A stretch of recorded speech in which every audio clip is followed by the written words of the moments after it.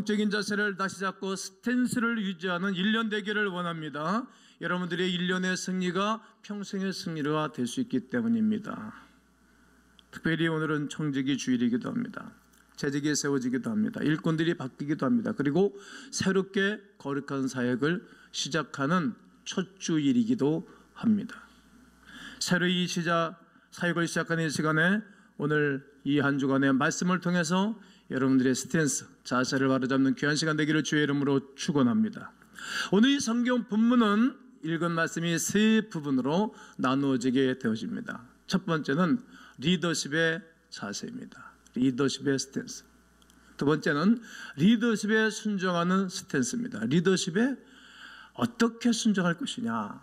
그리고 세 번째는 그러므로 얻게 될 승리입니다.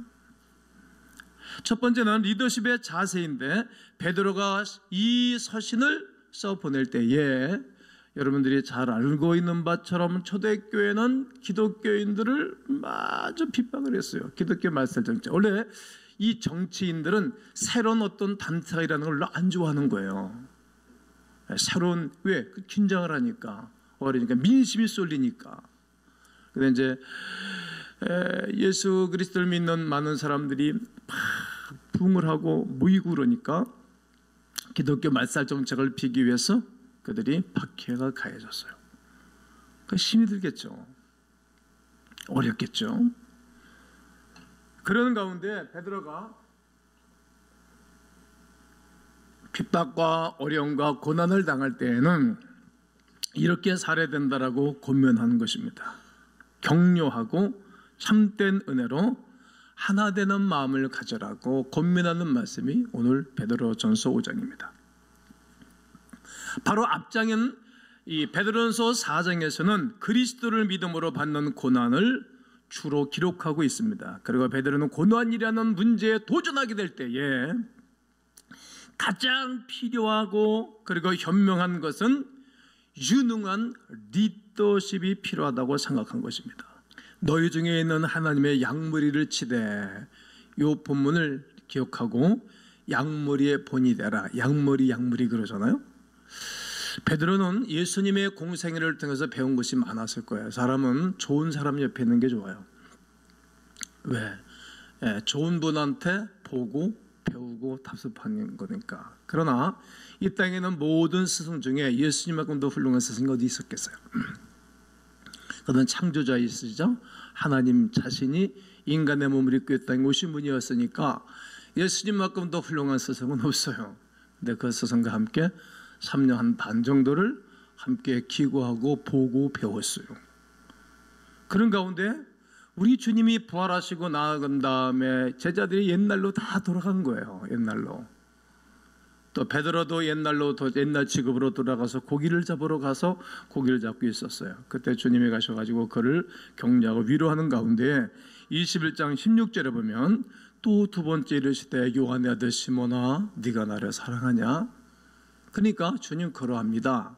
내가 주님을 사랑하는 줄을 주님께서 아십니다. 그렇게 고백하니까 주님이 야 내 양을 치라 이 말씀을 하셨어요. 내 양을 치라. 양무리 내 양을 치라고 이 하신 말씀이 이제 베드로는 기억이 났겠죠. 이 말씀이 그에게 평생토록 머리와 마음에 자리 잡고 있었습니다. 주님을 닮아가는 영적 자세를 취한 거예요. 주님을 닮는 스탠스를 그가 잡은 거예요.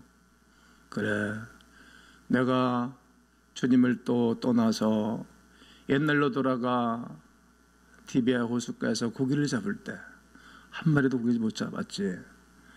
그때 우리 주님 오셔가지고 모닥불을 피워놓고 떡을 구워놓고 생선을 구워놓고 내 배에 올라와가지고 야 깊은 데 가서 그물을 던져 고기를 엄청나게 많이 잡고 난 그 감격.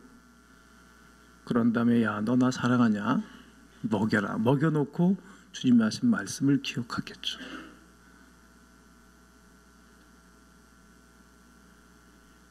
열두 제자들이 다 엉망진창이잖아요. 그때에 우리 주님이 양머리에 모범이 되셨어요. 그 자세. 그리고 주님 이제 가셨잖아요. 40일 동안 계시다가 구름을 타고 승천하시고 난 다음 이제는 누가 그 뜻을 잡아야 되겠어요? 누가 우리 집안에서, 누가 제자들 가운데, 누가 우리 교회에서 누가 스탠스를 잡아야 되겠어요? 베드로, 네가 그 일을 해야 된다. 그것을 줄기를 삼아서 이제 베드로는 양무리의 본이 되라고 이 편지를 써보내는 것입니다.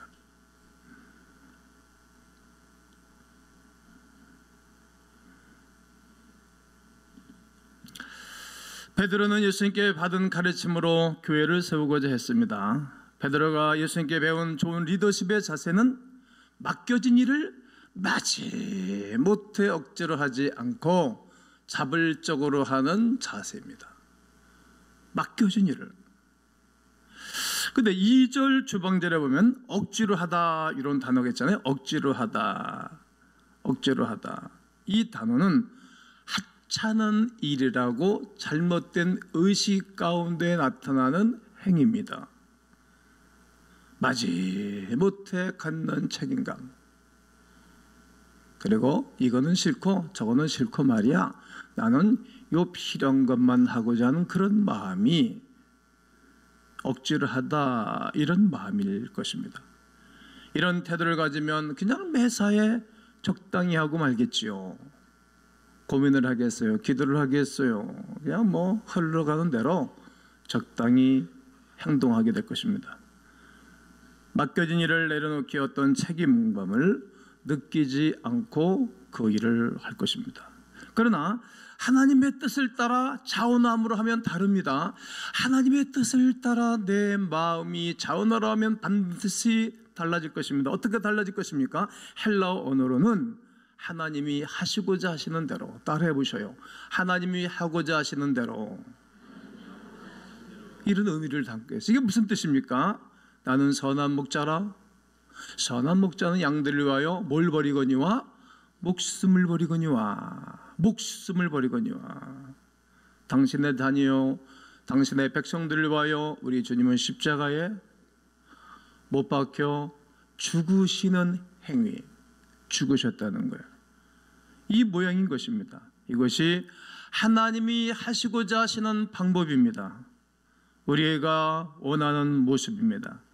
우리에게 맡겨진 일, 그리고 영혼을 다루는 그 소중한 일을 마지못해서 억지로 하는 것이 아니라 하나님이 하시고자 하시는 그 일대로 양무리의 목자가 되어져서 모범적으로 감당해야 된다는 거예요. 여러분, 사람은 사랑하면 먼저 애쓰게 됩니다. 사랑하지 않으면 애쓰지 않습니다. 사랑하면 고생되지가 않아요. 사랑하면 너무나 즐겁죠. 사랑하지 않으면 다 힘든 거예요. 사랑하는 사람을 위해서 억지로 시간을 할애하겠습니까? 정말 그가 귀하게 느껴지면 시간을 억지로 할애하지 않아요. 그냥 시간을 내가 다 드릴 수 있어요. 오늘은 내가 당신을 위해서 내가 오늘 시간을 낸 날이에요. 이렇게 사람들이 고백하잖아요. 사랑하면 억지로 시간을 할애하지 않아요.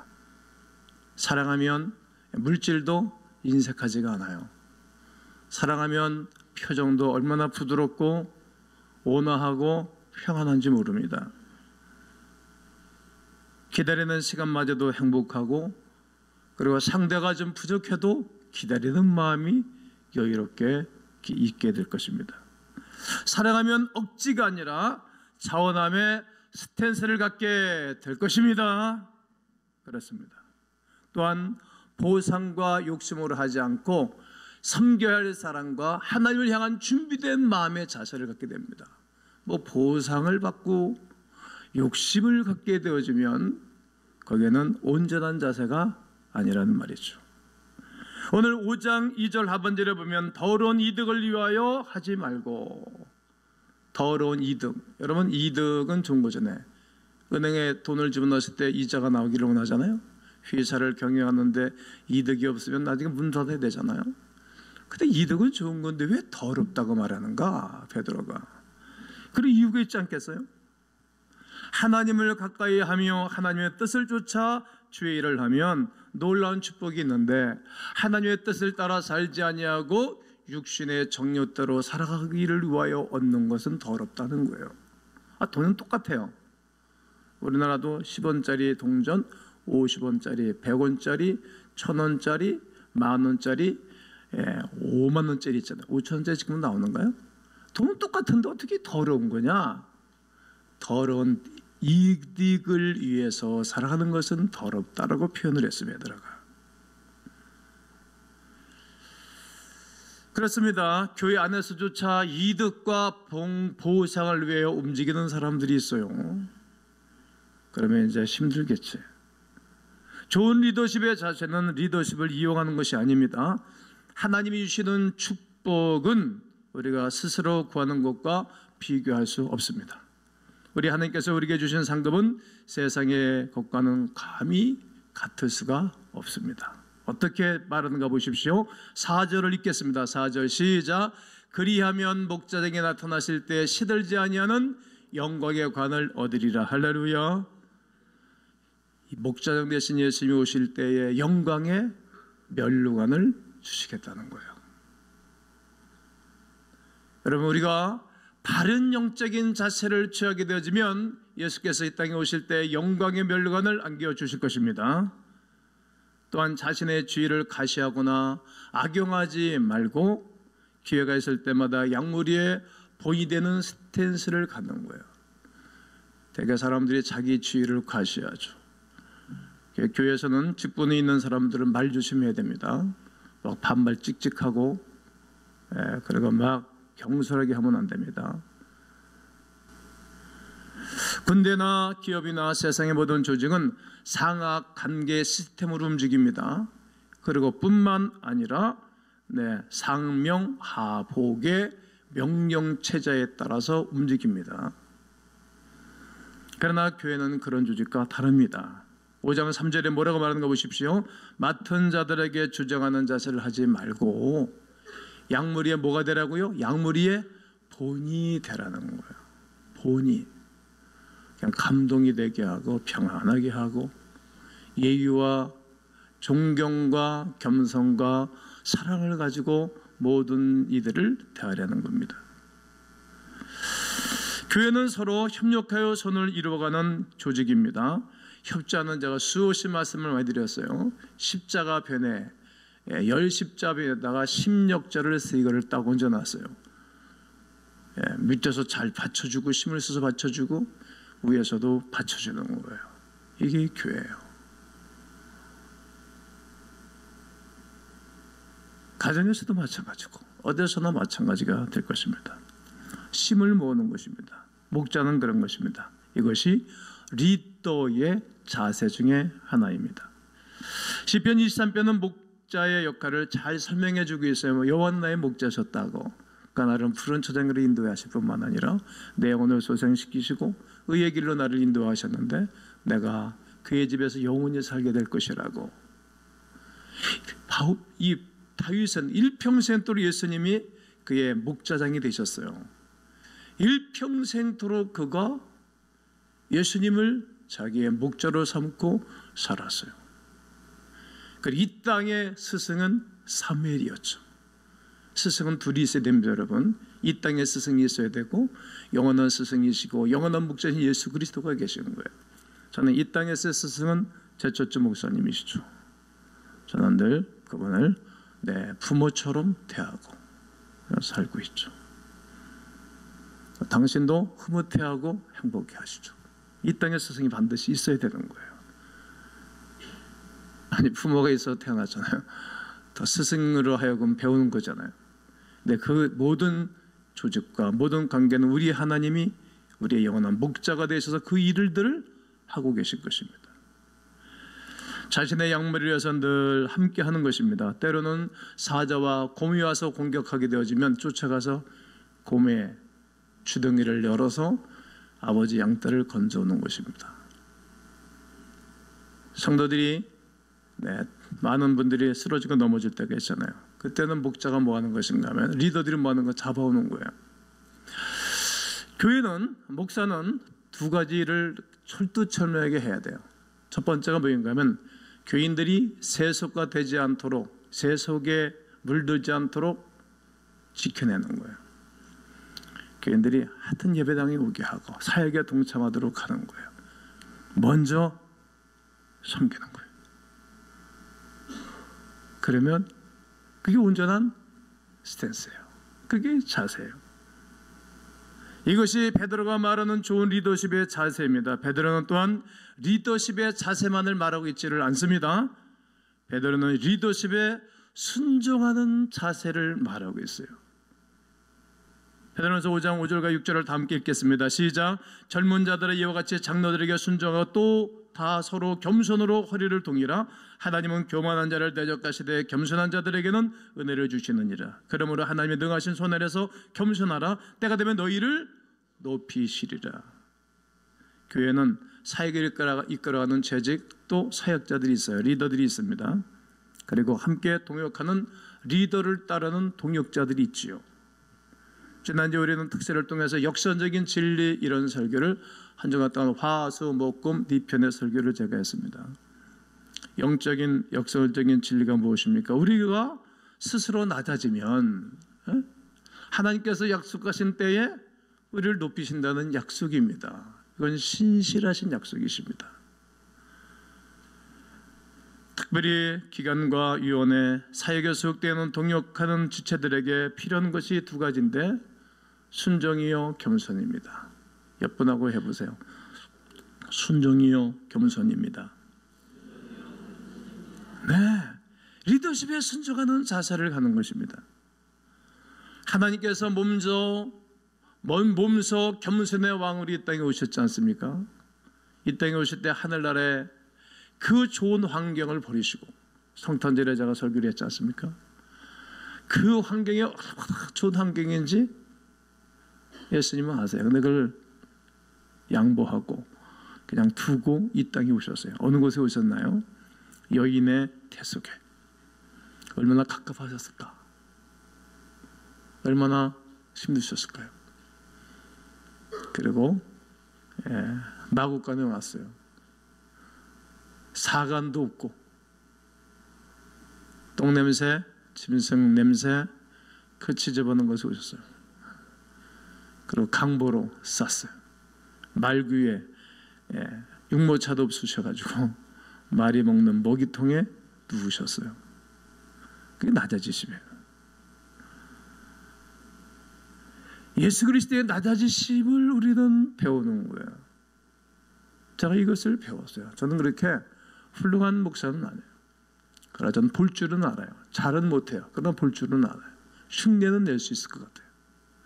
누가 결국은 승리하는 것인가 하면 겸손한 자가 승리하는 거예요. 낮춰지는 자가. 그런 사람들은 사람이 모여들어요. 그런 사람은 이제 그 획득된 권위가 주어지죠. 권위가 계속 따라 붙어요. 점점점 좋아지는 거예요. 몸소 낮아지신 예수 그리스도를 우리가 본받고 배우는 것입니다. 예수가 우리의 영원한 스탠스이기 때문입니다. 예수님께서 가장 낮은 자세를 취했다는 사실을 우리는 꼭 기억해야 됩니다. 낮고 비천한 것 같아서나 우리는 영광스러운 하나님의 축복 가운데 거하게 될 것입니다. 그러므로 성도 여러분, 리더십에 순종하기로 결정하십시오. 리더십에 순종하기로 결정하십시오. 그리고 할 수만 있으면 겸손하십시오.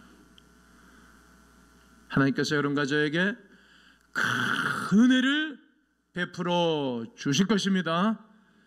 이제는 우리의 영적인 자세입니다. 즉 스탠스를 유지할 때 얻는 승리가 무엇인가 그런 거예요. 양머리의 본이 되는 것이고, 그리고 리더십에 순종하는 사람들에게 무슨 승리를 줄 것인가 오늘 10절과 11절에 기록하겠습니다. 읽으십시오. 모든 은혜의 하나님 곧 그리스도 안에서 너희를 부르사 자기의 영원한 영광에 들어가게 하시니가 잠깐 고난을 당한 너희를 친히 온전하게 하시며 굳건하게 하시며 강하게 하시며 터를 견고하게 하시리라. 권능이 세세무궁하도록 그에게 있을지어다. 아멘. 우리에게 맡겨진 역할을 감당할 때는 때로는 고통일 수도 있고 고난일 수도 있고 힘이 들 수도 있어요. 그런데 사단은 우리를 파멸시킬 계획을 가지고 끊임없이 야, 너 힘들지, 포기해. 뭐 그렇게 사냐? 나이가 먹었으니 뭐 그렇게 십자가를 많이 지고 살라 그래? 다 내려놔. 다 내 동댕이 줘. 너도 좀 그 헐헐 날아다니는 새처럼 좀 훌훌 날아야 될 거 아니야? 그래 계속 숫닥인다고.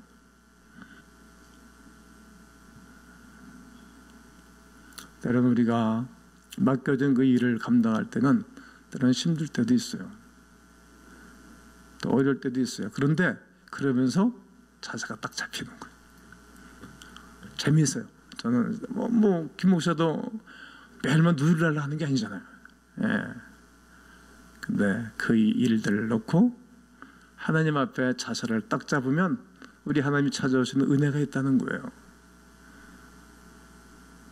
사단은 못하도록 방해한다는 거예요. 그러나 하나님은 우리에게 하신 말씀이 있어야 그럴수록에 나를 좀 의지해. 그럴수록에 나와 좋은 관계를 누려봐. 그럴수록에 나를 찾아. 이렇게 계속 우리에게 권고하고 계십니다. 그때마다 우리에게 맡겨진 일들을 잘 감당할 수 있겠습니다. 그것이 영적인 스탠스, 영적인 좋은 관계가 굳혀지는 것입니다. 그러다 나타나는 반응이 있어요. 따라해 보실까요? 우리를 온전하게 하십니다. 굳건하게 하실 것입니다. 강하게 하십니다. 더욱 견고하게 하십니다. 하나님의 권능이 영원히 있을 것입니다. 이렇게 하나님이 우리에게 승리와 유익을 주겠다고 베드로는 고백하는 거예요. 이것이 고난을 당하지만 자기들의 약물의 본이 되고 성도들을 돌보고 있는 성도들에게 서브되는 베드로의 권면입니다. 그러기에 성도 여러분, 올바른 영적 스탠스를 유지하기를 바랍니다. 네 가지입니다. 하나님께 모든 연료를 맡기십시오. 7절에 베드로가 그렇게 얘기를 해요. 아직은 어렵소? 힘듭니까? 사업장 힘듭니까? 자녀들 교육 때문에 힘듭니까? 부부 사이가 어렵습니까? 경제력이 어렵습니까? 염려한다 해서 되는 것 아니니까 자세만 당신이 바로잡고 모든 연료를 맡기라는 거예요. 두 번째는 근심하며 또 늘 깨워 하나님께 예비하라는 거예요. 근심은 이것을 놓지 말라는 거예요. 놓지 말라는 거예요. 딱 붙잡고 하나님께 예비하라는 거예요. 그리고 믿음을 굳게 하라. 하나님이 도와주실 것입니다. 이 믿음을 굳게 하는 거예요. 아버지를 신뢰하는 아들은, 어머니를 신뢰하는 딸은 굳건해지죠. 집에서 엄마 아버지가 용기를 씹어주고 매사에 그와 좋은 관계를 누리고 보고 큰 아이들은 굳건한 거예요. 흔들리지 않아요. 이 저 사람의 손짓에 흔들리지 않는 것입니다. 이처럼 우리 하나님과 좋은 영적인 스탠스를 갖고 살게 되어지면 믿음이 굳건해지는 거예요. 세상 유혹, 세워는 무슨 일들이 있어도 흔들리지가 않는 것입니다. 그리고 고난을 이겨내며 승리할 것입니다. 나는 우리 주님이 이번 한 주간, 그리고 한 달, 1년, 그리고 앞으로 남은 생애를 우리 영적인 스탠스, 자세를 잘 잡음으로 우리 하나님이 지키시고 보호하시는 거룩한 은혜가 있기를 주의 이름으로 축원합니다.